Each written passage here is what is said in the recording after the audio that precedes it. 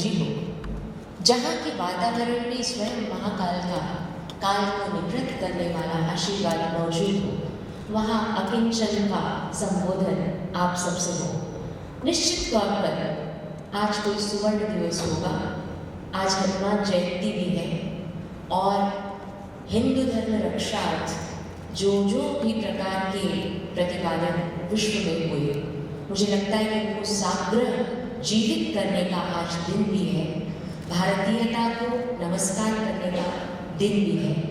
तो इस पावन दिन में मेरी भेंट आपसे हुई और इस प्रकार के सुधी श्रोताओं से जो अन्य सब धार्मिक आयोजनों को छोड़कर इस सांस्कृतिक बौद्धिक यज्ञ में मेरे साथ जुड़ने के लिए आए हैं, सबसे पहले आपको नमन, उज्जैनी को नमन और आप सभी सुधी श्रोताओं को मेरा उत्कट नमन।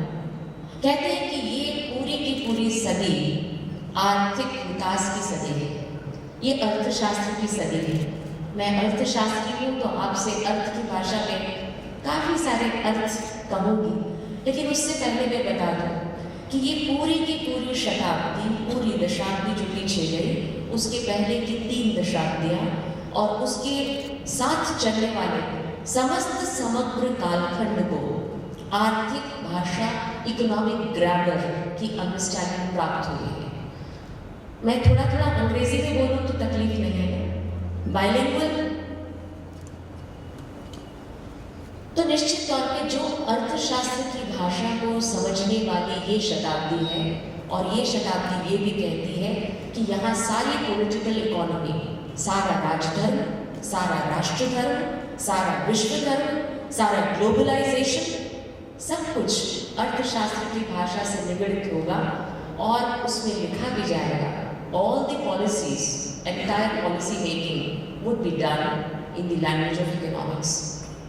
तो ऐसे अर्थशास्त्र में विकास की परिकल्पना को समझना, विश्व की विकास की परिकल्पना को समझना, यानी जो विश्व ने दी है, जो वेस्ट ने दी है, उसको समझना, और साथ ही साथ भारतीयता में वो परिकल्पना कितनी खरी उतरती है, या तो फिर कोई ऑल्टरनेटिव डेवलपमेंट मॉडल या आर्थिक विकास का मॉडल मौजूद है या नहीं, मुझे लगता है कि ये जानना भी बहुत आवश्यक हो जाता है। मैं दिल्ली स्कूल ऑफ इकोनॉमिक्स की स्टूडेंट रही। ये वह समय रहा जबकि जवाहरलाल नेहरू विश्वविद्यालय में कम्युनिस्ट क्रांति अपनी पूरी परचम में थी, और विद्यार्थी काल में लगातार जब भी हम कहते थे कि भारतीयता में विकास का अमुक अर्थ है, तो हमसे सीधा प्रतिप्रश्न होता था, ठीक है होगा, लेकिन do you have any alternative model of development? क्या विकास का कोई पर्याय मॉडल हमारे पास है, हमारी संस्कृति के पास है, हमारे देश के पास है, या समग्र पूर्वात्य के पास भी है क्या? इस प्रकार के प्रश्न पूछकर हमें विकास के व्याकरण में लगातार पिछड़ा हुआ मानकर ट्रीट किया जाता था। पर देखिए, समय काल परिस्थिति के अनुरूप जो तय होता है, उसमें विश्व की विकास की जो परिकल्पना थी, यानी आर्थिक विकास किसको कहते हैं, आप सब जानते हैं। इतने सुधी श्रोता है, इतने महत्वपूर्ण विषयों पर काम करते रहे। मेरे साथ अध्यक्षा भी मौजूद है जो एक विश्वविद्यालय में विभागाध्यक्ष है। सब जानते हैं कि आर्थिक विकास का जनरली अर्थ क्या है। Generally economic development which is different from economic growth, अर्थशास्त्र में जो आर्थिक विकास है वो लगातार देशीय आमदनी या जीएनपी या जीडीपी में एक समय पर लगातार होने वाली बढ़ोतरी को कहते हैं। इसको वेस्टर्न तरीके से देखा गया, यानी अगर एक वर्ष में आपकी जीडीपी की रेट ऑफ ग्रोथ 2% है तो आप पिछड़े हैं, 3% है तो एक आध बार ये भी कहा गया कि हिंदू रेट ऑफ ग्रोथ है, आगे जा ही नहीं सकते। उसके बाद ये भी समझा और देखा गया कि अगर रेट ऑफ ग्रोथ अच्छी है, मटेरियल प्रोडक्शन अच्छा है, मैं सारे राज धीरे धीरे आपके सामने खोलूंगी कि मटेरियल प्रोडक्शन का क्या अर्थ है, उसका आर्थिकी में क्या अर्थ है, वैश्विकी में क्या अर्थ है। पर सबसे पहले कहूँ कि इकोनॉमिक डेवलपमेंट को एक तरीके से जोड़कर देखा गया जीएनपी से, यानी अगर आपकी राष्ट्रीय आय में लगातार एक कालखंड में इंप्रेसिव बढ़ोतरी हो रही है तो आप विकसित हैं, अन्यथा आप अविकसित हैं, थर्ड वर्ल्ड है, विकासशील है। इस प्रकार की पर्याय परिभाषाएं जो मैं कहूँगी कि एक स्पेक्ट्रम ऑफ मूर्खता, जिसको मैं लंबे समय तक कहती रही कि it is a spectrum of foolishness to divide countries in terms of developmental paradigm।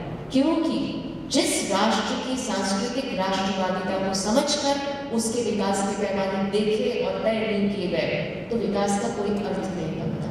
फिर भी चूंकि हमें बात करनी है तो हम शुरुआत यहाँ से कर सकते हैं। मैंने आपके लिए कुछ ट्रांसपेरेंसीज इसलिए लाई ताकि विषय के निष्पादन में सहायता हो और कुछ ग्रामर में समझने में, चूंकि ये सेंचुरी आर्थिक विकास की सेंचुरी है। यहाँ पर ट्रम्प से लेकर ट्रूडो तक सभी लोग आर्थिक विकास के नाम पर चुनाव जीतते और हारते हैं और आर्थिक विकास की मनसंगत परिभाषाएं रचते हैं। तो मुझे लगता है कि इस विषय में बात होना भी जरूरी है। तो जीडीपी में वृद्धि की दर, उसके साथ में पाया गया कि बहुत नैरो था, क्योंकि जीडीपी में तो वृद्धि की दर आ रही थी लेकिन साथ ही साथ असमानताएं बढ़ रही थी। शिक्षा का स्तर नहीं बढ़ रहा था, सैनिटेशन का स्तर नहीं बढ़ रहा था, मेडिकल हेल्थ का स्तर नहीं बढ़ रहा था। Rate of growth was there but it was hollow. तो ये पाया गया कि नैरो डेफिनेशन यानी संकुचित डेफिनेशन, तो ब्रॉडर डेफिनेशन रचनी चाहिए। मैं आपको बता रही हूँ कि विश्व किस किस प्रकार की डायलेमा से होकर गुजरा और अंत में क्या हुआ। शिक्षा, स्वास्थ्य, समानता, क्वालिटी ऑफ लाइफ, ये सब आपके लिए नए विषय नहीं। आप प्रतिदिन सुनते हैं अमुक प्रधानमंत्री ने कहा कि शिक्षा के स्तर में वृद्धि की जाएगी, राष्ट्रीय आय का 6% शिक्षा पर खर्च किया जाए। बहुत से शिक्षा में बैठे मेरे स्वागत करने वालों को भी थे, तो निश्चित जानते हैं कि विशिष्ट आय की परसेंटेज एजुकेशन पे, स्वास्थ्य पे बजट जब देखते बनाते, मैं तो बनाती हूँ खुद, इसलिए कह सकते हो कि जब बजट्स बनाते हैं तो पहले पैरामीटर्स ये देखते हैं कि सोशल सेक्टर में क्या खर्च किया, क्या विकास हुआ उससे, ये देखना पड़ता है। फिर बाद में क्वालिटी ऑफ लाइफ, नागरिक सुविधाएं। अब धीरे धीरे यूएन को समझ में आने लगा कि खाली जीडीपी जीएनपी से काम नहीं चलने वाला, तो क्या करना चाहिए, तो ह्यूमन डेवलपमेंट इंडेक्स रचना चाहिए। फिर ध्यान में आया उससे भी काम नहीं करेगा, वो भी फॉलो है, वो भी इस प्रकार का है जिसमें एक मानवीय दृष्टिकोण नहीं है, तो कुछ मिलेनियम डेवलपमेंट गोल बनाने चाहिए। बाद में ध्यान आया कि नहीं, मिलेनियम डेवलपमेंट गोल से भी नहीं काम आ रहा है, तो फिर sustainable. Now I underline this term. भारतीयता ने विश्व को पहली बार सस्टेनेबल वर्ल्ड दिया, भारतीय था। और अब पूरा 360 डिग्रीज का काउंटर करके, घूम के, अटलांटिक पार करके, पैसिफिक पार करके, लंदन पार करके, सिडनी पार करके, जर्मनी पार करके, चाइना पार करके, कोरिया पार करके, फिर वो सस्टेनेबल डेवलपमेंट शब्द हम पर फेंका है। अब हम देखें अब ये जो दशाब्दी है, इसमें यूएन ने कहा नहीं, मिलेनियम डेवलपमेंट गोल भी फेल। चलो अब बात करते हैं, तो सस्टेनेबल डेवलपमेंट गोल्स की बात करते हैं। ये वो गोल्स हैं जिसके लिए बान की मून, जो यूएन के मेन महासचिव, उन्होंने कहा कि अब there is no future without it, future can not be different अगर हम ये प्राप्त नहीं करते, यानी no poverty, all normative things, सब wish list, no poverty, very good underwater life, very good life on land, peace, justice, ये कई सुने शब्द है। सर्वे भवन्तु सुखिनः, सर्वे सन्तु निरामयाः, कई सुने शब्द है कि नहीं। उन्हीं शब्दों को जब हम पाश्चात्य की रसोई में स्पैगेटी बना के परोस देते हैं, जब हम उनका इटालियन पास्ता बना देते हैं और उसमें तड़का लगा देते हैं, तो that becomes the sustainable development goals. कुछ नहीं, सस्टेनेबल डेवलपमेंट गोल्स की भाषा, यूएन की ये भाषा निश्चित तौर पर भारतीयता की उस भाषा से निर्धारित, नियमित, निगडित और निष्पादित भाषा है जो वर्षों पूर्व हमने कहा सर्वे भवन्तु सुखिनः, sustainability should sustain, sustainability should sustain. मैं गीता का आपके लिए 3 अध्याय का श्लोक लाई। जब उज्जैन आने की बात चल रही थी तो मुझे लगा इतनी पुरातन धरती पे जा रही हूँ, तो इनको एक बार गीता में क्या अर्थशास्त्र है उस पर भी थोड़ी चर्चा छोड़ के आओ। क्या पता उज्जैन से मुझे फिर कोई चर्चा का एक अन्य लहर लौट कर आए जो राजस्थान में कहे कि पहली बार मैं इस मंच से कह रही हूँ, और ये वो मंच है जहाँ माननीय भागवत जी से लेकर के सुषमा स्वराज तक इस मंच को, इस प्रति व्याख्यान को धन्य कर चुके हैं। तो मैं ये मंच से कह रही हूँ, पहला आर्थिक वाक्य गीता में लिखा गया, पहला आर्थिक वाक्य, इवन बिफोर चाणक्य, पहला आर्थिक वाक्य गीता में लिखा गया। और जो साइक्लिक मोशन ऑफ कर्म को बताता है, भारतीयता को बताता है, भारत की कर्म फल, cause effect, demand supply and position की थ्योरी को बताता है। इट सेज अन्नात् भवन्ति भूतानि पर्जन्यादन्न संभव यज्ञात् भवति पर्जन्यो यज्ञ कर्म समुद्भव। आपके सामने मुझे अर्थ बताने की जरूरत नहीं है, ये सूरज को रोशनी दिखाने जैसा है, पर थोड़ी रोशनी दिखाऊंगी आज, क्योंकि अन्न सब भूत मनुष्यों के लिए आवश्यक है और वो तब बनता है पर्जन्य, जब बारिश होती है। एनवायरमेंट, सस्टेनेबिलिटी, सस्टेनेबिलिटी कब होती है? यज्ञात् भवति पर्जन्य।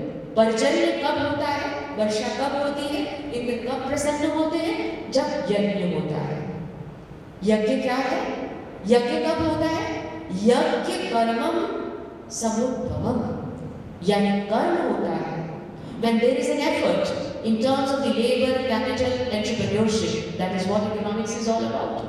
कर्म होता है तो यज्ञ होता है, तो यज्ञ होता है तो वातावरण सृजित होता है, तो वातावरण सृजित होता है तो वर्षा होती है, तो वर्षा होती है तो अन्न होता है, तो अन्न होता है तो सर्वभूतों को जीवन में सस्टेनेबिलिटी यानी जीवन शक्ति मिलती है।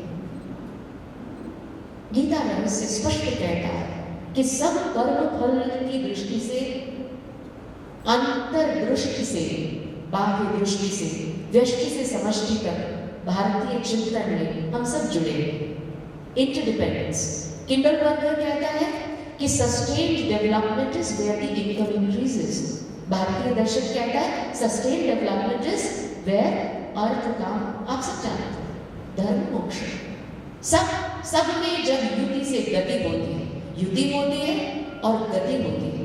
अर्थ साधन, धर्म जो धारण करते हैं, काम मोक्ष जीवन के मत मोक्ष, यानी the ultimate emancipation happens when there is a logical combination of these four, and ये logical combination sustainability को तय करता है।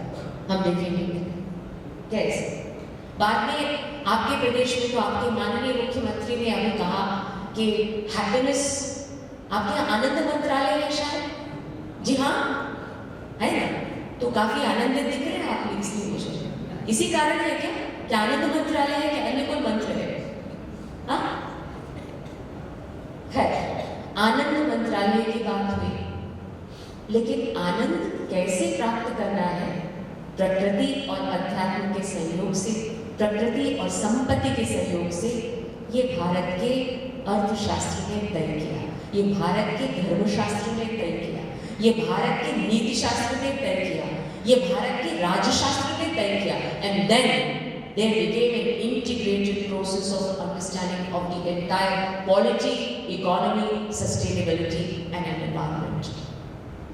क्योंकि भारत कहता है ना, वापस जाए, भारत कहता है कि हम व्यष्टि से समष्टि की ओर चलते हैं। जैसे व्यष्टि यानी एक, माइक्रो, समष्टि यानी कि वलय, सब कुछ हम व्यष्टि से चलते हैं। जीवन में एक आके आते हैं, किंतु समाज को रचते हैं, समाज को रचते हैं, कम्युनिटी को रचते हैं, कम्युनिटी को रचते हैं, आइडेंटिटी पैदा होती है, आइडेंटिटी से संस्कृति जुड़ती है, संस्कृति से क्या बनता है? राष्ट्र, राष्ट्र से जुड़ते हैं और राष्ट्र से वसुधा तक जाते हैं। उसके बाद जीव गोचर से व्यष्टि की ओर जाते हैं। दीनदयाल उपाध्याय जी के एकात्म मानववाद में स्पष्टता से हम जानते हैं, जिन्होंने थोड़ा बहुत भी भारतीय चिंतन का अभ्यास किया है, वो जानते हैं कि ये स्पाइरल, एक तरफ ये हॉलो हैप्पीनेस का स्पाइरल है, जो केवल और केवल हमें बताता है कि मटीरियल वेलबीइंग से आप कैसे खुश हो सकते हैं, और दूसरी तरफ व्यष्टि से समष्टि का ये बैलेंस्ड जीवन शास्त्र है, केवल अर्थशास्त्र नहीं है, जीवन शास्त्र है। यह हमें बताता है कि कैसे व्यष्टि से आप आरंभ होते और समष्टि तक आपकी समस्त निबद्धता चलती है। वास्तव में हम जीवन इसी प्रकार जीते हैं। मुझे एक व्यक्ति बताइए जो केवल व्यष्टि के आधार पर निर्णय लेता है। मुझे एक मौसम बताइए जो व्यष्टि के आधार पर निर्णय लेता है। मुझे एक नदी बताइए जो व्यष्टि के आधार पर निर्णय लेती है। केवल व्यष्टि के आधार पर निर्णय लेने की आग्रह, दुराग्रह, वेस्ट का विश्वकार करता है, जो कहता है all economic choices are individual choices. व्यक्तिगत सोच, मैं व्यक्ति हूं, मेरा व्यक्तिगत शास्त्र है, इट्स माय लाइफ, मैं जीता हूं। अरे जीवन है क्या? जिस जीवन के निष्पादन की बात हम करते हैं वो तो अंतर संबंधित है। जैसे मैं जो श्वास यहाँ ले रही हूं और जो श्वास आप ले रहे हैं, क्या वो अंतर संबंधित है? मैं जो ऊर्जा आपकी ओर फेंक रही हूँ और आपकी ओर से जो मुझे बोलने की ऊर्जा मिल रही है, because life is nothing but energy. अब तो ये क्वांटम मैकेनिक्स ने भी स्थापित कर दिया, क्वांटम साइंस ने स्थापित कर दिया, केवल आइंस्टीन ने, पोस्ट आइंस्टीन स्ट्रिंग थ्योरी ने भी स्थापित कर दिया कि ऊर्जा के वलय ही केवल जीवन है, हम अन्य कुछ नहीं। ऊर्जा न बनती है न नष्ट होती है। तो ऐसी ऊर्जा अंतर संबंधित ऊर्जा है। ये समाज की ऊर्जा है, ये राष्ट्र की ऊर्जा है, ये विश्व की ऊर्जा है, ये ब्रह्मांड की ऊर्जा है, और ये सब अंतर संबंधित ऊर्जा है। तो जब विश्व का समस्त डायनेमिक्स अंतर संबंधित है तो निर्णय एकाकी कैसे हो सकता है? हाउ कैन मैं थोड़ा सा दर्शन आपकी तरफ फेंकू ना, आप सब आगे देते हैं कि नहीं? थोड़ी गहरी बात करने की आगे देते हैं कि? देखिए, जब समस्त विश्व का दर्शन ही अंतर संबंधित है तो हमारे चुनाव व्यक्तिगत कैसे हो सकते हैं? ये अंतर विरोध है, और इसी अंतर विरोध में पूरा पश्चिम मर गया। इसी अंतर विरोध, क्योंकि विश्व का जो संचालन है वो अंतर संबंध से है, जड़ और चेतन। मैं ज्यादा डीप नहीं जाऊंगी क्योंकि आप सोचेंगे एक महिला जयपुर से आई और उसने कुछ शास्त्र की बात सुना के छोड़ दिया, जो कि इकोनॉमिस्ट थी, उसने आंकड़े बताने चले थे, मैं उस पर भी आ गई। लेकिन जब जीवन का समस्त शास्त्र, ब्रह्मांड का समस्त शास्त्र ही अंतर संबंधित है तो चयन व्यक्तिक नहीं हो सकते। This is the dichotomy, this is the अंतर विरोध, this is the inconsistency in the entire Western science। यही कारण है कि पहले बहुत मास प्रोडक्शन से वातावरण खराब किया जाता है, एनवायरनमेंट खराब किया जाता है, फिर एनवायरमेंटल साइंस से उसको ठीक करने की कोशिश की जाती है। पहले जल समाप्त किया जाता है, मैं राजस्थान से आई वहाँ की बात कर रही हूँ। अब हम जल स्वावलंबन अभियान चला रहे हैं क्योंकि हमारे 60 जोन्स डाउन जोन से हमारे पास पानी ही नहीं है। मैंने क्षिप्रा में देखा पानी कम है, आप नर्मदा से लेके आए, आपने कुंभ कर लिया, हम क्या करें? हमारे तो पुष्कर हर साल सूख जाता है। पहले हम पानी खत्म करते, फिर हम पानी के संचरण के लिए वैज्ञानिक व्यवस्था करते, पहले हम सेहत खराब करते, उसके बाद हम वैक्सीन जनरेट करते, पहले हम स्वास्थ्य को खत्म कर देते। कंप्यूटर, मेरी बच्ची यहाँ मौजूद है, याहू में कंप्यूटर साइंस इंजीनियर है, उसकी कंपनी में 30% लोगों को कार्टिलेज बीमारी है क्योंकि वो लगातार IT में काम करते हैं।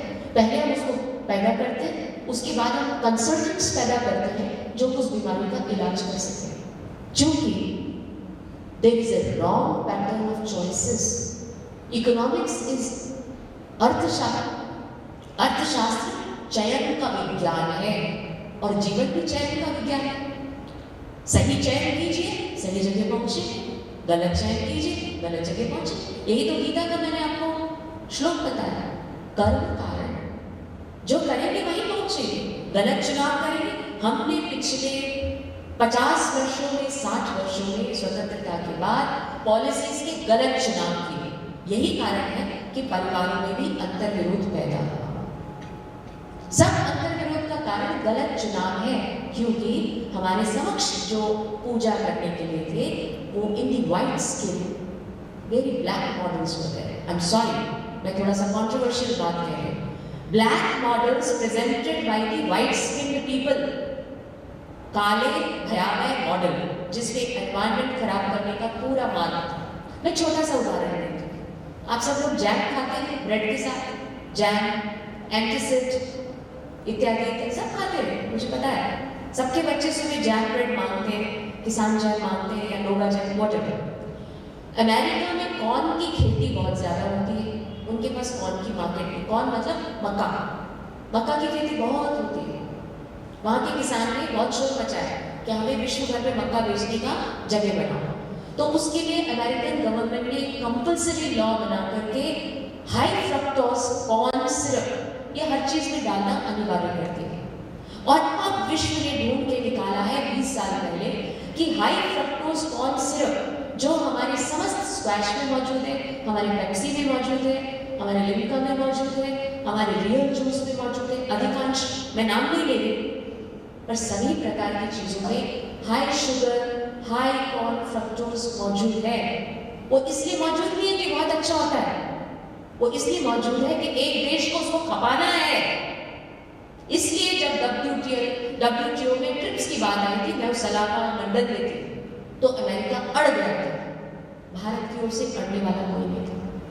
अब पता लगा है कि समस्त जितने भी डायबिटिक और कैंसर, कार्सिनोजेनिक जितनी भी समस्याएं हैं, उसका महत्वपूर्ण कारण ये हाई फ्रक्टोज कॉर्न सिरप है। तो अब अमेरिका में क्या होता है, जो हाई फ्रक्टोज कॉर्न सिरप है वो तो $1 की चीज मिलती है, और जो उनसे प्रोटेक्टेड है वो $3 की मिलती है। यानी जो गरीब, अमेरिकन गरीब खाएगा वो जहर खाएगा, और जो अमेरिकन मध्यवर्गीय या अमीर खाएगा वो स्वच्छ खाएगा। ठीक यही का यही मॉडल उन्होंने चाइना में उतारा, उन्होंने भारत में उतारा, उन्होंने कोरिया में उतारा, उन्होंने जितने भी पूर्वात्य देश हैं, मैं भूटान, बांग्लादेश, नेपाल ये सब नाम ले सकती हूँ, पूर्वात्य के देशों में पश्चिम के जो भी प्रोडक्शन के मॉडल आए, मास प्रोडक्शन के मॉडल आए, उन सब में there was a clear-cut sign of destruction. नष्ट करो फिर बनाओ, नष्ट करो फिर बनाओ, फिर नष्ट करो फिर बनाओ, स्वास्थ्य नष्ट करो फिर वैक्सीनेशन बनाओ, स्वास्थ्य नष्ट करो फिर कैंसर की ड्रग्स बनाओ, स्वास्थ्य नष्ट करो फिर वायरल ड्रग्स बनाओ, और फिर उन पे पेटेंट लो, फिर पेटेंट लेने के बाद में उनमें से पैसा कमाओ, फिर उस पैसे को रिस्ट्रेन करो, और उसके आधार पे मल्टीनेशनल्स, मैं ये रिग्रेसिव बात नहीं कर रही, I am part of the planning process, इसलिए मुझे मालूम है कि हमें किस प्रकार की मर्यादाओं के भीतर समस्त चीज को झेलना, समझना और सीखना पड़ता है। लेकिन जहाँ तक चॉइसेस की बात है, मैं ये भारत की चॉइस आपके समक्ष प्रस्तुत करती हूँ, ये पहली बार आपके समक्ष प्रस्तुत करूँगी। अमेरिका में जब चॉइस करते हैं, देश चुनते हैं, तो वो ये मॉडल चुनते हैं जो राइट हैंड साइड है, यानी सैमुअल्सन जो वहाँ के नोबेल पुरस्कार प्राप्त व्यक्ति हैं, उनकी तरफ से मैं बताती हूँ, उनकी पुस्तक का ये चॉइस मॉडल है। अगर किसी को समझ में नहीं आएगा तो इतना ही समझिए कि एक तरफ बंदूकें हैं, दूसरी तरफ बटन, यानी आपको चुनाव, आपके जो रिसोर्सेज होते हैं, आपके जो साधन होते हैं उत्पादन के, वो सीमित होते हैं। जैसे आपके घर में अगर मान लीजिए उत्पादन के साधन सीमित हैं, आय के साधन सीमित हैं, तो आप क्या करते हैं, गेहूं खरीदते हैं, या फिर उसमें उतना ही प्रोटीन यानी दूध खरीद लेते हैं, थोड़ा दूध कम करते हैं, दालें बढ़ा देते हैं। दाल तो चॉइसेस, ये करें या ये करें। तो अमेरिकन मॉडल कहता है कि या तो आप गन्स में इन्वेस्ट करो या वाटर में, this is the choice. Contrary, इसके विपरीत भारत का पूर्वात्य मॉडल क्या कहता है, वो कहता है इंटेंजिबल, यानी आप भौतिक और अभौतिक में चयन करें। जैन धर्म का बड़ा अच्छा एक सिद्धांत है, हिंदू धर्म का भी सिद्धांत है, अपरिग्रह। हम लोग बर्बाद नहीं करते। अमेरिका में जब पार्टीज होती तो टन्स में खाना बर्बाद होता है, हम भारत में बर्बादी कम से कम करते हैं। अन्न को देवता मानते हैं ना, वो लोग हंसते हैं, पर हम अन्न को देवता मानते हैं। तो देवता को हम अपमानित कैसे कर सकते हैं, इसलिए थाली में प्रयत्न करते हैं कि कम छोड़े। और आज विश्व में इस प्रकार की अपील जारी है कि थाली में कम छोड़े। मेरे कहने का अर्थ ये है कि भारतीय संस्कृति में पहले ही से आध्यात्मिक और भौतिक इनके संतुलन की बात है। और जब मैं विकास की बात करती हूँ, एक छोटे से उदाहरण से बताऊंगी। निश्चित तौर पर भौतिक संपत्ति अनिवार्य है, पैसे का काम पैसा करता है, लेकिन पैसा पूरा आनंद देता है क्या? दे सकता है क्या? दे सकेगा क्या? दिया है क्या? वेस्ट में दिया है क्या? नहीं अगर होता तो बीटल्स वहां से हिंदुस्तान नहीं आते, स्टीव जॉब्स यहाँ ढूंढने नहीं आता। और अगर ऐसा होता तो आज 90% डिप्रेशन के केसेस को अमेरिका, जो सबसे ज्यादा, सबसे प्रसन्न देश भूटान, सबसे दुखी देश America, maximum suicides in America, maximum unemployment in America, maximum dissatisfaction. I don't mean to offend the country, I mean West. अधिकांश, क्योंकि अगर केवल मटेरियल वेलबींग से विश्व का वेलबींग संभव होता तो वो मॉडल्स फेल नहीं होते, वो फेल्ड मॉडल्स हैं। और आज वो भारत की ओर देख रहे हैं कि किस प्रकार अमेरिका में योगा की industry is the highest industry. America में अध्यात्म की इंडस्ट्री, जहां थोड़ा अध्यात्म, थोड़ा योग, ये इन इंडस्ट्री वो fashionable industry. If you are doing some yoga, you are the in person. तो जो वो विश्व प्रयोग करके देख चुका, उस प्रयोग को दोहरा कर भारत कहां जाएगा? इसलिए ये आवश्यक है कि हम जाने कि हमारे मॉडल में जो चयन की प्रक्रिया है वो आद्य है, जैसे आपके यहाँ आद्य पीठ है।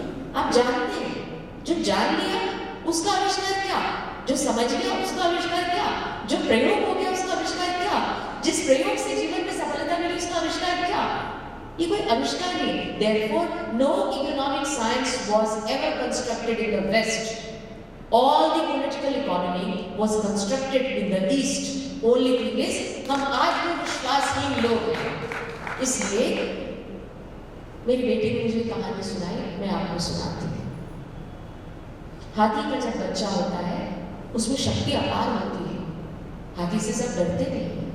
अभी केरल में हाथियों ने कुछ समस्या भी खड़ी की, उस पर कुछ नियम भी बन रहे हैं। लेकिन गजराज की शक्ति को, जब गजराज बच्चा होता है तो उसको जब टेम करना होता है, उसको प्रशिक्षित करना होता है, तो उसके पाँव में एक छोटी सी सांकल बांधते हैं और इतनी सांकल रखते हैं जितने में वो गोल गोल घूमते हैं। अब धीरे धीरे वो गजराज बड़ा होता जाता है, जो सांकल है वो उतनी ही एरिया में वो घूम सकता है। वो बढ़ रहा है, उसकी शक्ति बढ़ रही है, उसके भीतर की शक्ति जन्म दे रही है, लेकिन उसके पाँव की सांकल उतनी है, उसको पता नहीं है। और वो इसी चक्रव्यूह में लगातार घूमता रहता है, क्योंकि उसको बचपन से ये टेम करके, प्रशिक्षित करके, दबा के, पालतू बना के, पंगु बना के, पीड़ित करके ये सिखा दिया जाता है, ये ही तुम्हारी परिधि है। वो गजराज, वो गणपति है, लेकिन तब भी वो अपनी शक्ति जानता नहीं है। ये भारतीय समाज है, ये भारतीय समाज है।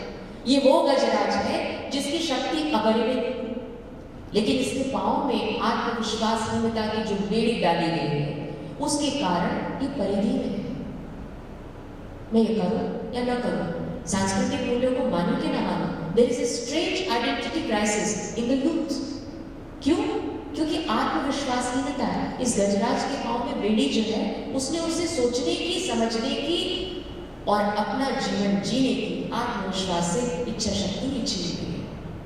यही कारण है कि वी फॉलो, हम विश्व के जो models, failed models, actually failed, उनको फॉलो करते हैं, त्रस्त होते हैं, फिर बड़ी बड़ी कॉन्फ्रेंसेस करते हैं। मैं खुद उन कॉन्फ्रेंसेस का हिस्सा हूँ, इसलिए बता सकती हूँ। सुबह से शाम तक मंथन करते हैं, कुछ एक पॉलिसी मेकिंग करते हैं, उसको इम्प्लीमेंट करते हैं, हम फिर उसमें फेल हो जाते हैं, फिर हम री-इम्प्लीमेंट करते हैं, फिर प्लान बनाते हैं, फिर प्लानिंग प्रोसेस करते हैं, और फिर इस तरह से 60 साल के मंथन से 100 दिन चढ़े 2.5 कोस।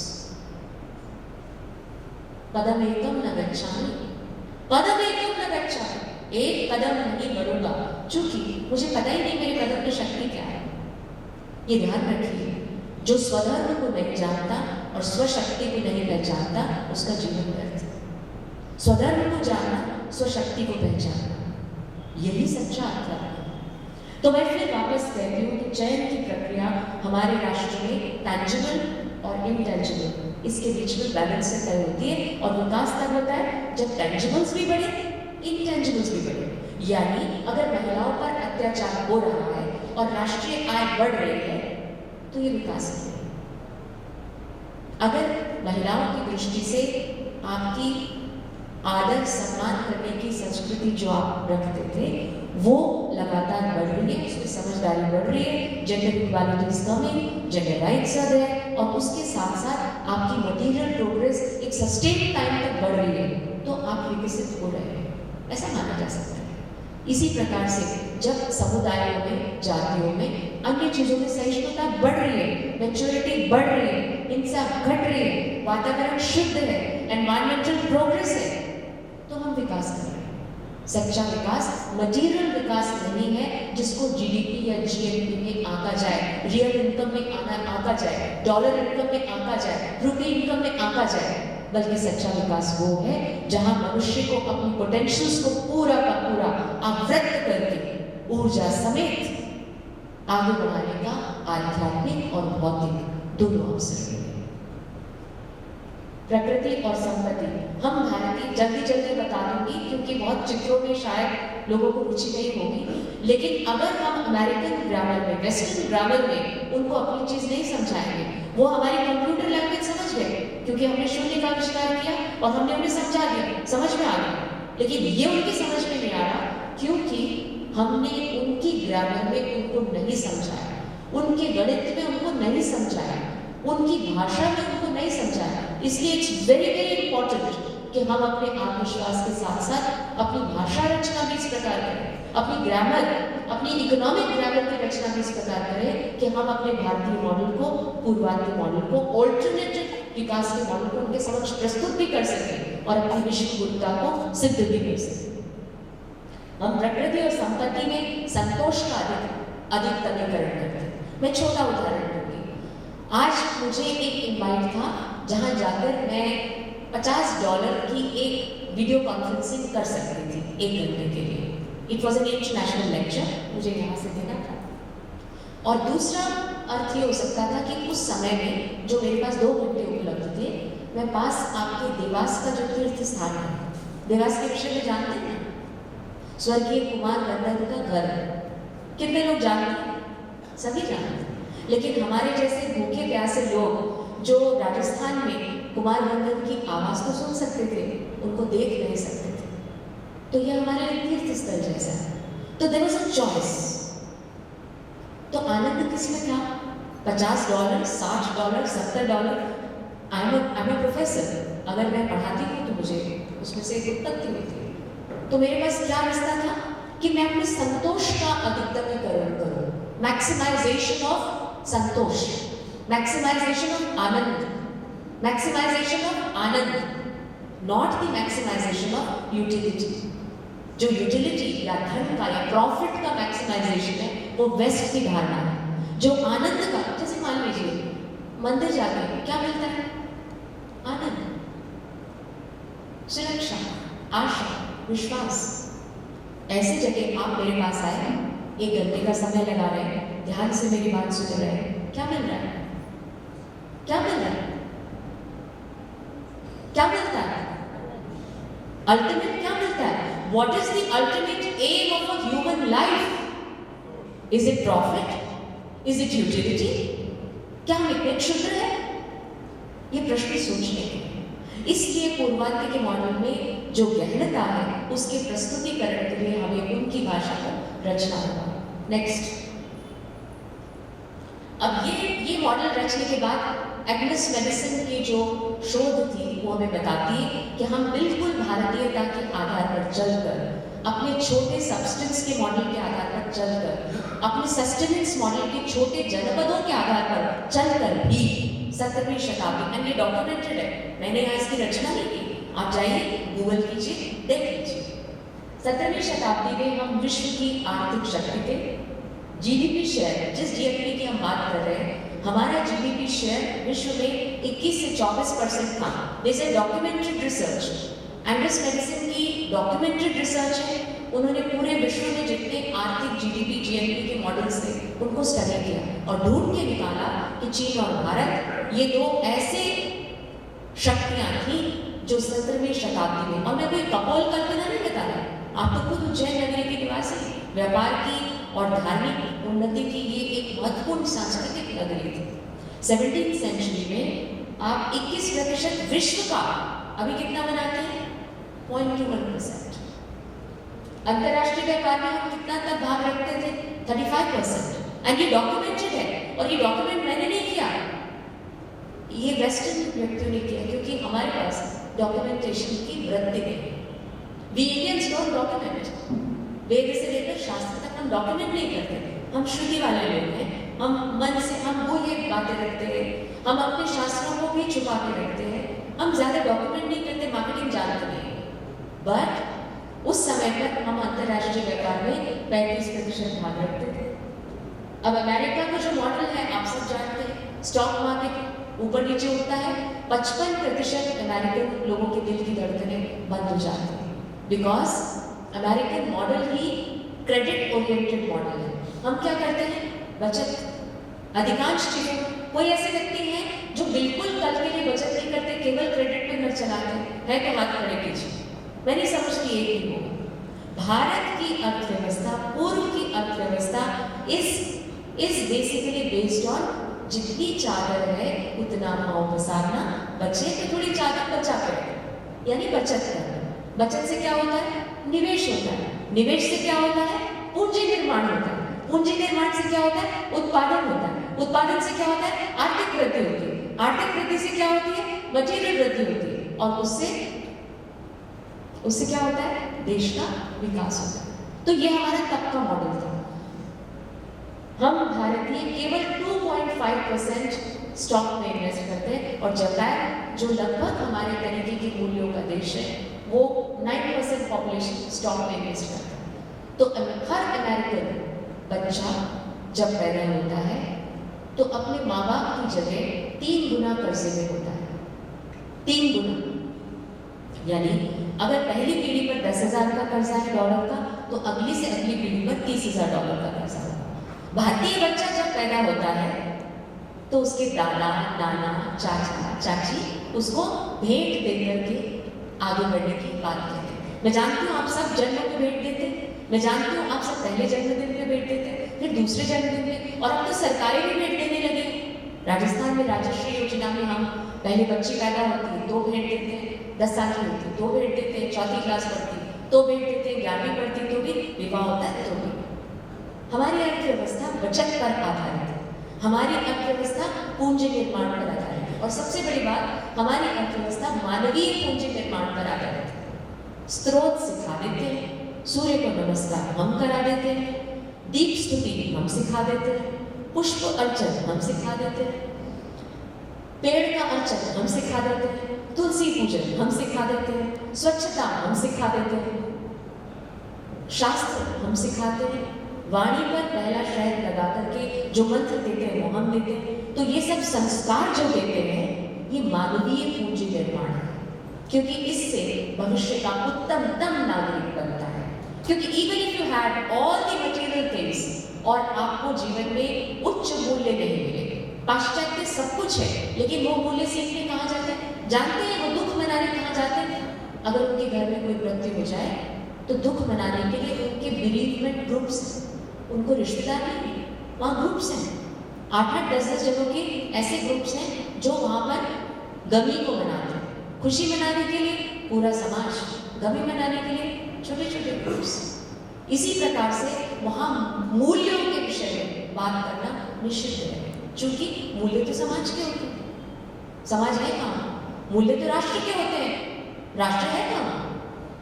सांस्कृतिक राष्ट्र केवल एक है, वो है भारत। क्योंकि संस्कृति के आधार पर कुछ तो बात है, कुछ तो बात है। समस्त संस्कृतियां आई और मिट गई, ग्रीक भी, यूनानी भी, सब। आप टिके हैं जी, क्यों टिके हैं? क्योंकि संस्कृति ने राष्ट्र के रूप में आपकी रचना की है। इस राष्ट्र पुरुष की रचना और संयोजन का काम भी आपको दिया है। आप गजराज हैं, नहीं समझे, पाँव में बेड़ी है, कुछ नहीं कर सकते। लेकिन अगर उस बेड़ी को तोड़ कर देखें तो विश्व गुरुता होने की पोटेंशियल नहीं, आप विश्व गुरु हैं, क्योंकि विश्व गुरुता के समस्त सिद्धांत आपके घरेलू नुस्खों से लेकर के और वेद शास्त्र में मौजूद है। ऑलरेडी ये संस्कृति आविष्कार कर चुकी है, इसको करने की जरूरत नहीं है, इसको केवल पालने की जरूरत है। आगे चलें। ओके, एक और छोटी कहानी, समय है ना, एक और छोटी कहानी है। मनमोहन सिंह, मैं अर्थशास्त्री हूँ तो एक प्रोफेसर भगवती करके बहुत बड़े अर्थशास्त्री हुए हैं, महान अर्थशास्त्री हैं, उनको बहुत महान मानते भी हैं और कुछ लोग भी उनको बहुत महान मानते हैं। उनमें हमारे मनमोहन सिंह जी भी एक थे, हमारे टीचर रहे दिल्ली स्कूल में। तो क्या हुआ कि भारत में उन दिनों विकास की दर बड़ी स्टैग्नेट हो रही थी, द रेट ऑफ ग्रोथ। सो हम सब ने बड़ा चिंतन बैठक, सब जानते हैं चिंतन बैठक से, तो मनमोहन सिंह जी ने चिंतन बैठक बुलाई, उसमें उन्होंने भगवती जी को बुलाया। सुबह के नाश्ते के बाद भगवती जी बड़े crudest Indian housewife are very bad. तो हमने उनसे पूछा कि why Indian housewife are very bad. वो बोले कि Indian housewife are very bad because वो दे आर वेरी स्टिंजी, वो बहुत कंजूस है, बहुत बचाती है, इतना बचाते हैं कि उसकी वजह से मांग ही नहीं बढ़ती, चूंकि मांग नहीं बढ़ती तो उत्पादन नहीं बढ़ता। तो हमने बोला कि क्या करना चाहिए, मनमोहन सिंह जी ने पूछा क्या करना चाहिए, तो उन्होंने कहा कि हमें बड़ी बड़ी मॉल्स बनानी चाहिए, खूब एडवर्टाइजमेंट करना चाहिए, महिलाओं को बहुत अधिक तरजीह देनी चाहिए कि वो आए देखें, उन मॉल्स में लगातार महिला सेक्टर्स बनाने चाहिए, महिलाओं के लिए उत्पादन रचने चाहिए, विश्व सौंदर्य स्पर्धाओं में महिलाओं को बहुत भाग लेने देना चाहिए, और इंडिया की miss India, miss world, miss universe सब यहीं से चुन लेने चाहिए, और बहुत अच्छे अच्छे जिंगल्स गाने, तंदुरुस्ती की रक्षा करता है जिंगल्स, ऐसे गीत रचने चाहिए, और ये गीत रचकर महिलाओं को अधिकाधिक मांग बढ़ाने के लिए, अधिकाधिक स्पेंडिंग के लिए प्रेरित करना चाहिए।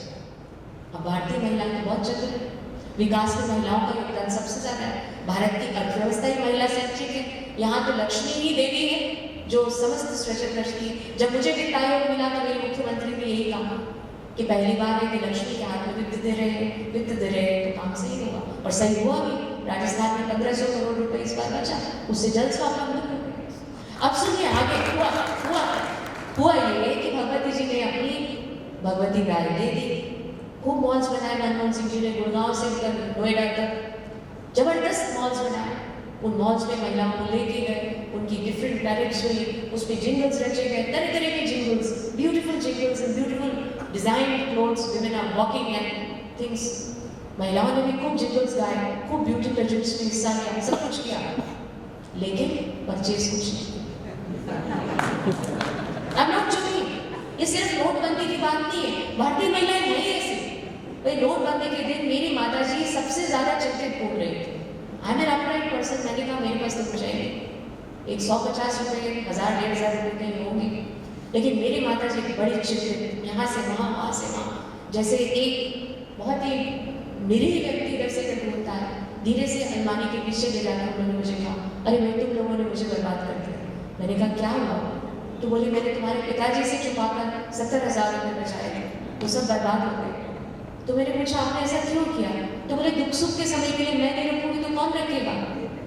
सब भारतीय महिलाएं दुख और सुख इनके लिए बचत करती हैं। सभी भारतीय पुरुष महिलाओं को अक्षरशः दुख और सुख की इस बचत के लिए फॉलो करते हैं, सपोर्ट करते हैं। इसलिए मैं स्पष्ट कहूंगी कि महिला भारतीय विकास की धुरी है, महिला भारतीय विकास का केंद्र है। नेक्स्ट और ये अब इसके आगे परिवार के निर्णय विकास के वाहक है। हम लोग इंडिविजुअल निर्णय नहीं लेते, जैसे अपने भाषण के उत्तरार्ध में मैंने आपको बताया कि हम सब एक दूसरे से जुड़े हैं, जड़ और चेतन भी जुड़े हैं, तो पहली इकाई व्यक्ति है। मुझे बताइए यहाँ कितनी सारी माएँ मौजूद है? कोई भी माँ ऐसी है जिसने अपने बच्चे को भोजन कराए बिना भोजन किया? एक माँ बता दीजिए, कोई हाथ खड़ा करे।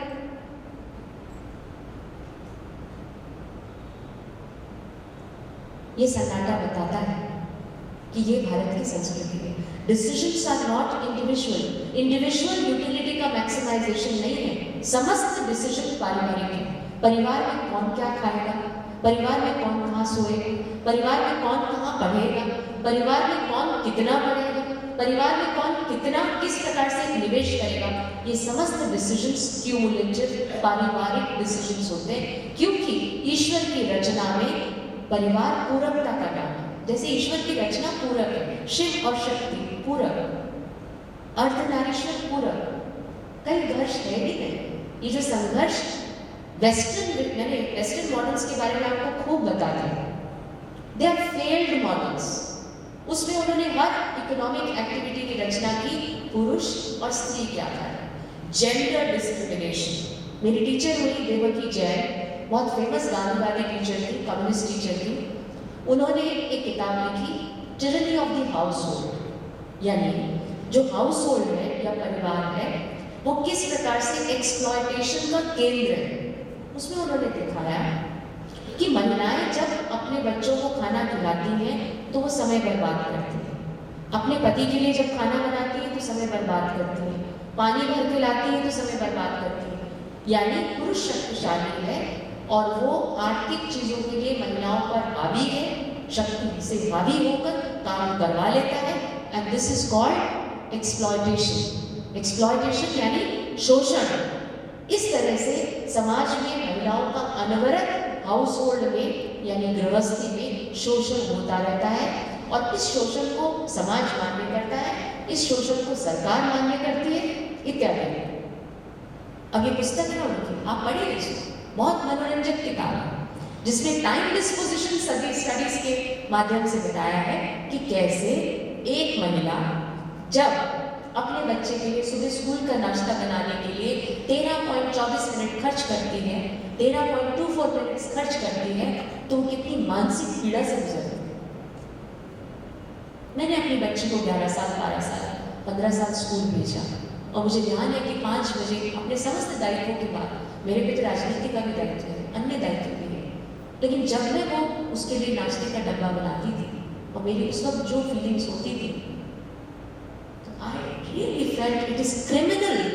इस प्रकार की अवधारणाओं का प्रतिपादन भारतीय समाज में क्रिमिनल है, और यूजीसी में इस प्रकार की शोधों को जिस तरीके से प्रपोषित किया गया, पोषित किया गया धन से, tyranny of the house hold, दुनिया का सबसे महत्वपूर्ण यूनिट जो मैं आपको बताऊंगी किस प्रकार से सुरक्षा जनरेट करता है। I have full economic data on that. Next please, Adarsh come back no second, this आदर्श भारतीय परिवार समता पर आधारित है कि आप बताओ, समता पर आधारित। Do you feel exploited in your house anytime? शोषण ये भारतीय समता समाज में है ही नहीं, या तो अर्धनारीश्वर है, यानी एक में ही पुरुष और स्त्री, इसमें शोषण कहाँ है? जब जब डिस्टॉर्शन हुआ अपने मूल्यों से, हमारे मूल्यों में तो गार्गी और मैत्रेयी थी, हमारे मूल्यों में तो मंडन ऋषि से शास्त्रार्थ करने वाली महिला थी, सशक्त महिला थी।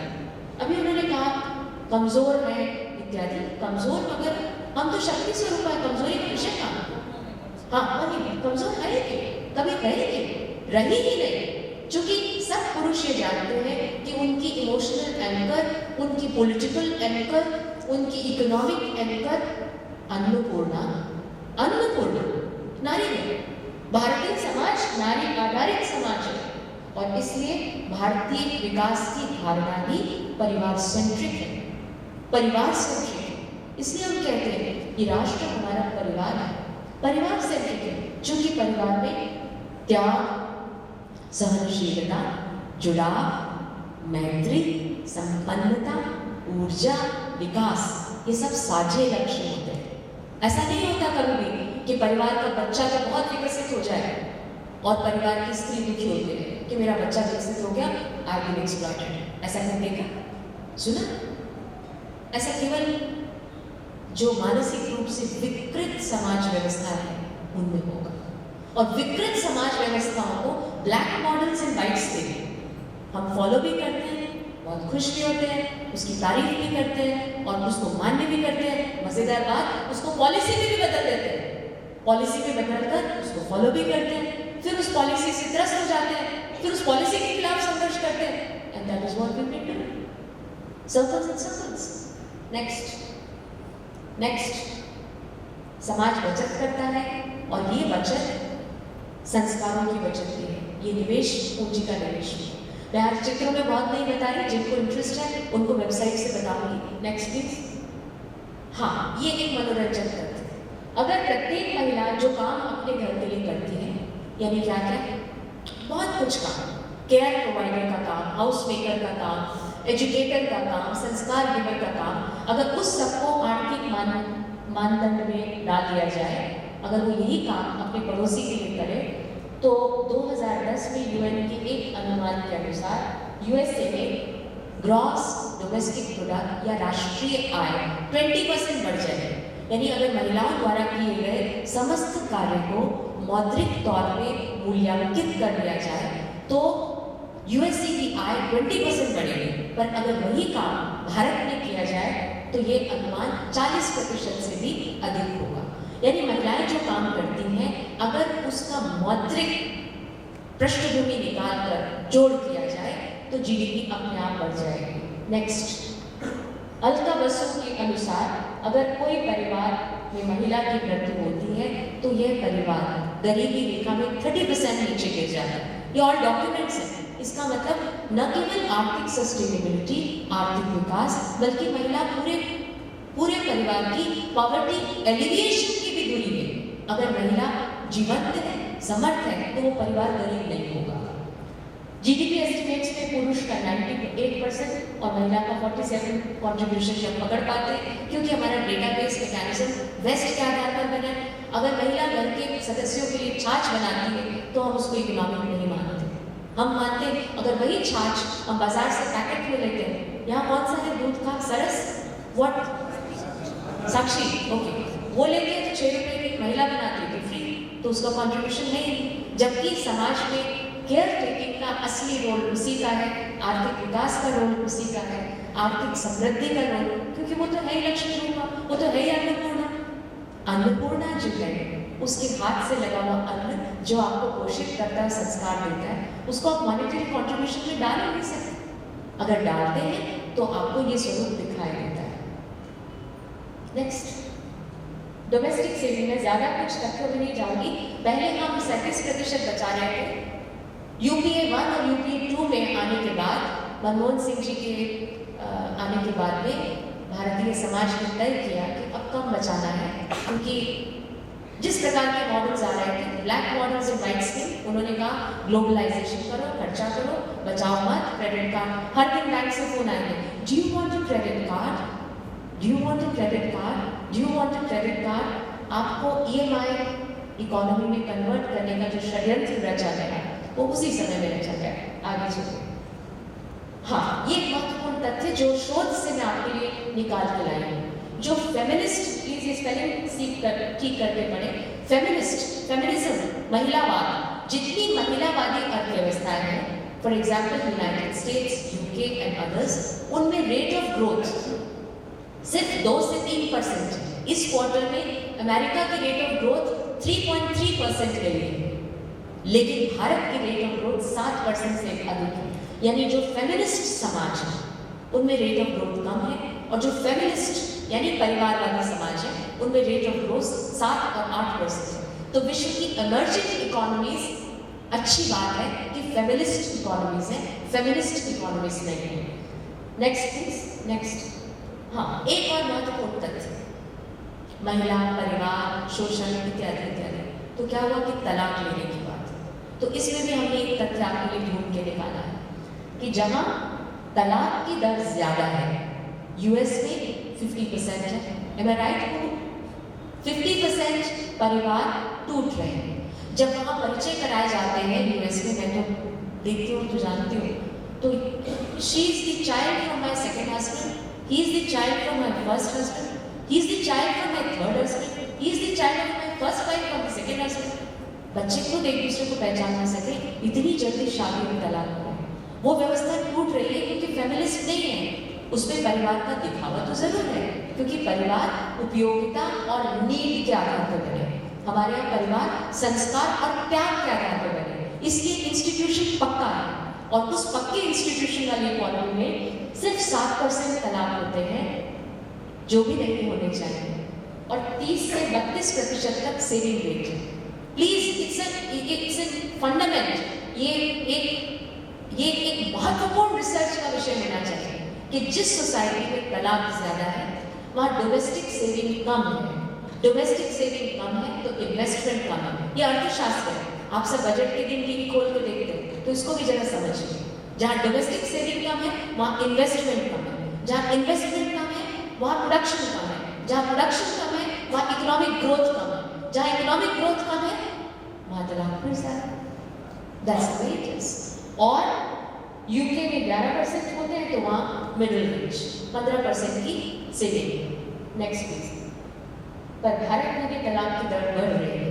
मुंबई में 1667, कोलकाता में 350%।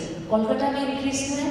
भाई कम्युनिस्ट समाज है, सरकार कम्युनिज्म पर आधारित है, तो निश्चित तौर पर जिस प्रकार की जेंडर एग्रेशन की बात है, जिस प्रकार का लिंग संघर्ष वहाँ है, यानी स्वतंत्रता के नाम पर तोड़ने का जो एक वायदा शादी के भीतर रच दिया जाता है, ये ठीक इसीलिए कोलकाता में 355% है और बेंगलोर में 3 नई कोर्ट्स बनी हैं क्योंकि आईटी प्रोफेशनल्स हैं, आइडेंटिटी ज़्यादा है, संस्कार मिलता है, तो उस दृष्टि से 3 न्यू कोर्ट्स जिसमें 200%।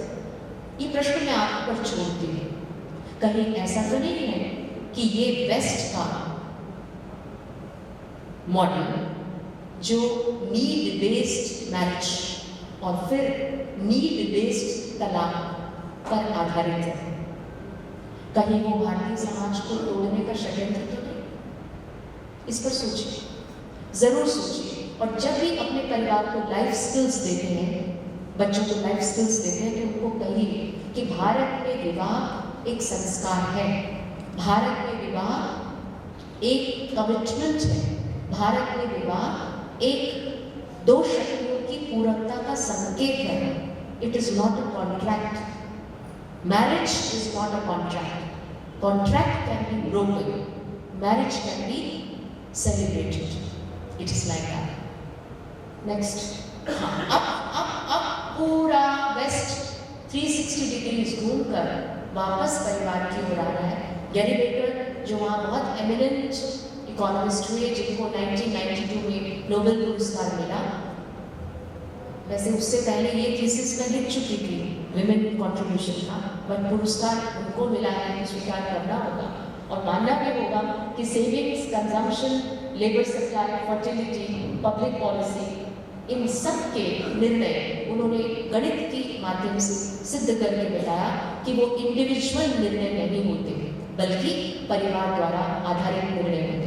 उन्होंने बहुत अच्छी थ्योरम बताई जिसको रॉटन-किट थ्योरम कहते हैं। कभी हम और तसल्ली से मिलेंगे तो इस बारे में बात करेंगे, लेकिन ये निश्चित तौर पर तय है कि वेस्ट अब पारिवारिक मूल्यों का भूखा है। वेस्ट अब पारिवारिक मूल्यों के पीछे भाग रहा है। वेस्ट अब पारिवारिक मर्यादाओं को पूरा करना चाहता है। वेस्ट अब भारत की ओर देखना चाहता है क्योंकि विश्व की गुरुता का यंत्र, तंत्र, मंत्र सब कुछ भारत के पास पहुंच गया। अब ये अंतिम स्लाइड जिसमें गणित की केवल आपके लिए सहज प्रस्तुति है, देखिए हमारा परिवार हमको क्या देता है। अगर हम थोड़ा इसको जूम कर सकते हैं, अगर माने देश में number of house holds, okay this is maximum, let it be number of house holds करीब 24.8 करोड़ है। एवरेज एक्सपेंडिचर, सब अपने बच्चों को पढ़ाते हैं, चाहे कर्जा लेके पढ़ाते हैं। एवरेज बच्चों पर 10 लाख रुपए खर्च होता है। एपीएल फैमिली 16 करोड़ है। ह्यूमन कैपिटल पर ईयर करीबन 8 लाख करोड़ हम बना देते हैं। अगर 2 बच्चे हैं तो हम इतना, please bring it here, 16 lakh crore. Population old age, हमारे यहाँ हम अपने बुजुर्गों को ओल्ड एज होम में नहीं भेजते, उनकी केयर घर में करते हैं। बच्चों की केयर पहले घर में करते हैं, फिर ओल्ड पेरेंट्स की केयर करते हैं। तो ओल्ड पेरेंट्स की केयर करते हैं तो हम approximate population of old age कितनी है? 10 से 10.38 करोड़। ओल्ड एज केयर कितना खर्चा कर रहे हैं? 51900 करोड़। इंडियन फैमिली कितनी सपोर्ट स्ट्रक्चर जनरेट करती है? 2400 करोड़ की। चाइल्ड केयर पर ईयर कितना खर्च करते हैं 1000 करोड़। ये मैंने आपके लिए अप्रॉक्सीमेट डेटा ढूंढ के लाया कि अगर आप आया रखेंगे तो इतना खर्चा होगा। अगर घर में वो बच्चा पल रहा है तो that is the opportunity cost. वो एक्सपेंडिचर आप बचा रहे हैं, वो जनरेट कर रहे हैं। अगर आप अपनी दादी माँ की केयर करते हैं और उनको ओल्ड हाउस में नहीं भेजते हैं तो आप 5000, 10,000, 15,000 रुपये महीने जो बचाते हैं वो इसमें कैलकुलेट कर रहे हैं कि वो परिवार इतनी बड़ी केयर स्ट्रक्चर को पैदा कर रहा है। बीपीएल फैमिलीज देख लीजिए, अच्छा आपके कई बच्चे जो अभी रोजगार नहीं प्राप्त किए हैं उनकी भी देखभाल परिवार करता है। तो परिवार एक ऐसी संस्था है भारत में, केवल भारत में, अब जापान में कुछ हद तक, चीन में भी टूटा है, लेकिन भारत में परिवार एक ऐसी संस्था है जो चाइल्ड केयर भी करता है, जो ओल्ड एज केयर भी करता है, जो एम्प्लॉयमेंट गारंटी भी देता है, जो सोशल सिक्योरिटी भी देता है। पूछिए अमेरिकन से कि सोशल सिक्योरिटी पर कितना खर्च करते हैं। मेडिकल केयर भी देता है ये परिवार, ये संबल भी देता है, ये डिप्रेशन से बचने का माध्यम भी देता है। ये परिवार लेता कुछ नहीं है, सिर्फ देता है। और जितना देता है अगर उसका पूरा मौद्रिक आकलन, चूंकि मैं अर्थशास्त्री हूँ तो आपसे मौद्रिक आकलन की बात जरूर करूँगी। मौद्रिक आकलन अगर करें तो 5,635,400 आज के मूल्यों पर करोड़ का हम सपोर्ट स्ट्रक्चर भारतीय परिवार उपलब्ध कराते हैं। अगर इस सपोर्ट स्ट्रक्चर को राष्ट्रीय आय के मानकों से देखा जाए तो हम 2% से अपनी जीडीपी को सीधा इंक्रीज कर सकते हैं। अगर ऐसा देखा जाए तो अगर हमारी जीडीपी अभी 7% है या 8% होने की अंदेशा है तो वास्तविक जीडीपी हमारी 10% होगी, जो कि आज के देश में, आज के समय में, आज के काल और आज की परिस्थिति में चीन से भी अधिक है, यानी सर्वाधिक है। तो परिवार की मौद्रिकता को, महिला की कंट्रीब्यूशन को अगर विकास के साथ जोड़ के देखेंगे तो हमें पता लगेगा कि हमारे इस ओल्डेस्ट इंस्टीट्यूशन में, जो कि शाश्वत इंस्टीट्यूशन है, जो कि पूरक इंस्टीट्यूशन है, जो कि सोशल, पॉलिटिकल, इकोनॉमिक इंस्टीट्यूशन है, जो कि संस्कार का भी इंस्टीट्यूशन है, परिष्कार का भी इंस्टीट्यूशन है, इस परिवार के माध्यम से राष्ट्र का आर्थिक विकास केवल सुनिश्चित नहीं होता, केवल वो निगरित नहीं होता, केवल वो विकसित नहीं होता, बल्कि सस्टेन्ड होता है। Therefore, any development which is sustainable is family oriented. Any development which is to be sustained is family oriented. Any development which is to be sustained is women oriented. Any development which is real is generally संस्कृति oriented.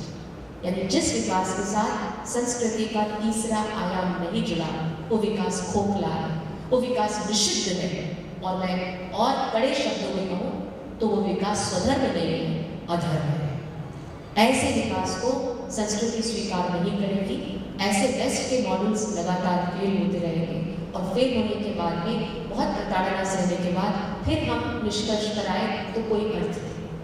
इसलिए ये आवश्यक है कि हम अपने आत्मविश्वास से, अपनी ऊर्जा से, अपने सांस्कृतिक मूल्यों को पहचानें, उन मूल्यों के आधार पर देशीय विकास के मॉडल की रचना करें। एंडोजेनस विकास की मॉडल की, मैं इंडिजिनस नहीं कह रही, एंडोजेनस। एंडोजेनस मतलब जिसके सब वेरिएबल्स हमारे समाज के अंतर्गत पैदा होते हैं, हमारे सामाजिक मूल्यों से निर्धारित होते हैं। ऐसा मूल्य आधारित विकास भारतीय विकास की संकल्पना का रीढ़ स्तंभ है। और इस रीढ़ स्तंभ पर जिस भारत के विकास की परिदृष्टि हम देखते हैं, उसका नेतृत्व, उसकी शक्ति, उसकी ऊर्जा अनंत है। और वो भारत और भारत की आत्मा विश्व गुरु के रूप में प्रतिस्थापित होगी। इस शुभ ऊर्जा, शुभकामनाओं के साथ आपको